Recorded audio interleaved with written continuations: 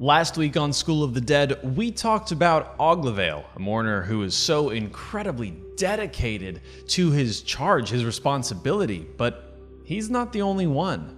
It would be unreasonable to talk about commitment to the Alltaker's plan and his goals without talking about Auraghast, the Arbiter of Souls.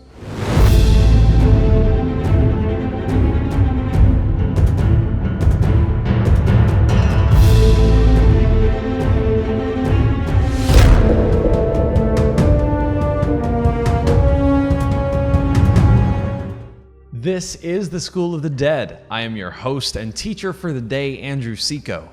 I am excited to take you through everything, and as always, I will link any supplementary materials or comics or anything, but our primary textbook is going to continue to be the Chronicle of the Underworld. Today, we're going to meet another of the Alltaker's children, Auraghast.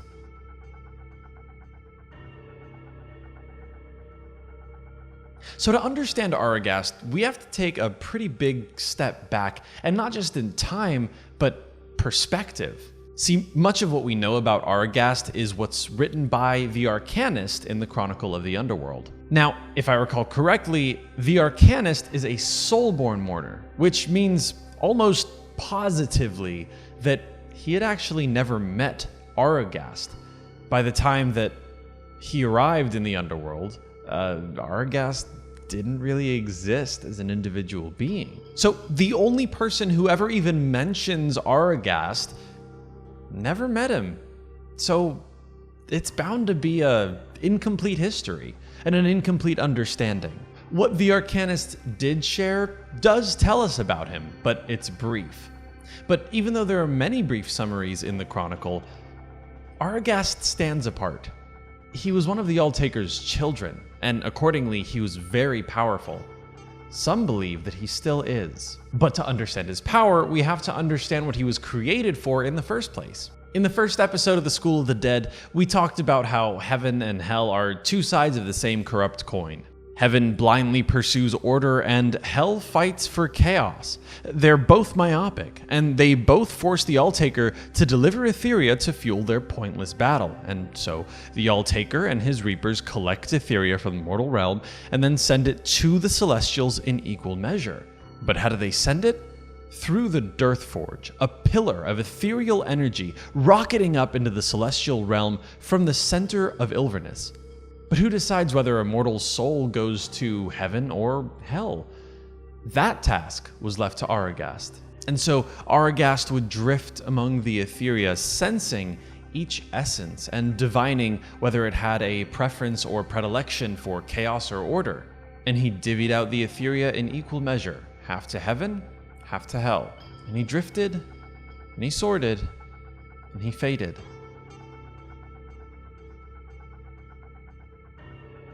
Each of the Alltaker's children was pulled from an aspect of himself, and Auraghast was pulled from the Alltaker's dedication. He was so deeply devoted to his work, and he became so dedicated that he did little else at all. And because of that, we don't really know much about Auraghast. But here's what we do know. He was a member of the Spirit faction, and his connection with ethereal energy was great, so much so that he could sense whether it was chaotic or orderly in nature. We knew that he was dedicated, and he believed in the rebellion, and he believed in the Alltaker. We know from the Chronicle that he was, quote, never a being of strong sentimentality.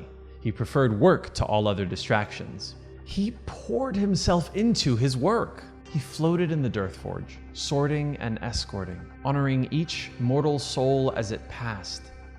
And time passed, and being a being of great spirit, floating in the DIRTH Forge, Etheria constantly flowing past him, through him, Auraghast dissipated.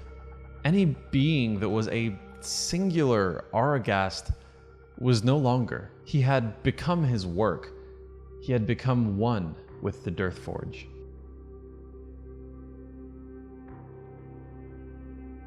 Ultimately, there are very few written accounts of Auraghast and his relationships or interactions within the underworld, but you can't really talk about Auraghast with talking about one very important relationship. Longrief of the Forlorn Choir has been singing longer than memory.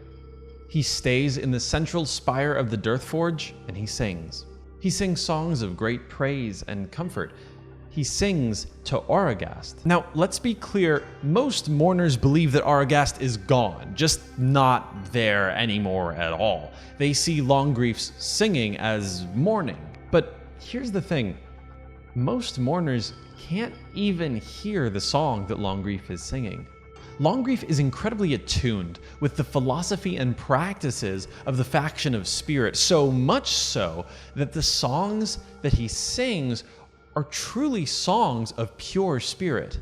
Only the most devout members of the Spirit faction can even hear him, and even then, only a part of his song.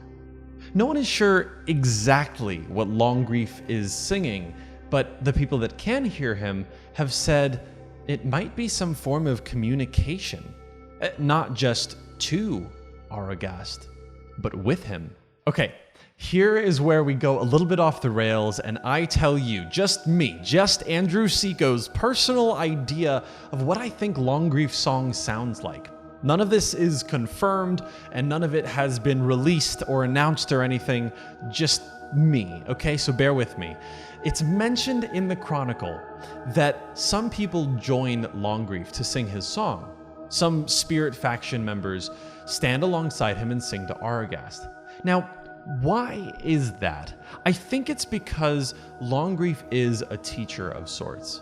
He's talking about the sort of mourning process, not just for Auraghast, not just praising him for his dedication to his role, but also mourning all of the Etheria that's passing, mourning all of the mortal souls. But I think Longrief is standing there singing, helping people learn to grieve and helping people learn to let go. And so when you have these new mourners come and sing with him, I imagine that it sounds almost like slowly adding new layers to a song as they eventually learn and unravel the philosophy of the faction of Spirit simply by being there, meditating with him. So in the background right now, I've actually got my rendition of what I think Longrief's song sounds like. I think that Longrief is one of the most beautiful characters because he has dedicated his entire life to singing the lament and praise. It's an ode and mourning. It's so good and I love it. But it doesn't matter what I think and it doesn't matter what other people say that Longrief's song is. All that matters is that he's there, endlessly singing. And other people join him in song, whether it's to learn from him or whether it's just because they're faithful and they have faith in Auraghast. Longrief has faith in Auraghast, and Auraghast gave his very essence because he believed that we could rise, conquer, and rule. And that was Auraghast, the Arbiter of Souls, and Longrief of the Forlorn Choir. They're extremely interesting characters to me, and if you have any questions about them or their relationship, ask us, and we'll answer as best we can. Now this week, I don't have a question for you. I've got a challenge, a really good challenge, and a really important challenge. I spent a lot of time thinking about what Longrief's choir sounds like, but now I want you to be a part of that choir. I want you to send us a note, a single note, as short or as long as you want. It can be any note, any melody, whatever. Send us you singing, and I'm gonna splice it together. I'm gonna stitch witch it together and make Longrief's choir, a choir of true, dedicated Court of the Dead fans, a choir of mourners. Thank you guys so much for watching this episode of School of the Dead. I'm extremely excited to see and hear what our choir is going to sound like. Make sure you tune in next week to learn more about the Alltaker's children, specifically Morgistus, the Great Bulwark. Thanks for joining us. So go mortals, rise, conquer, rule, and sing.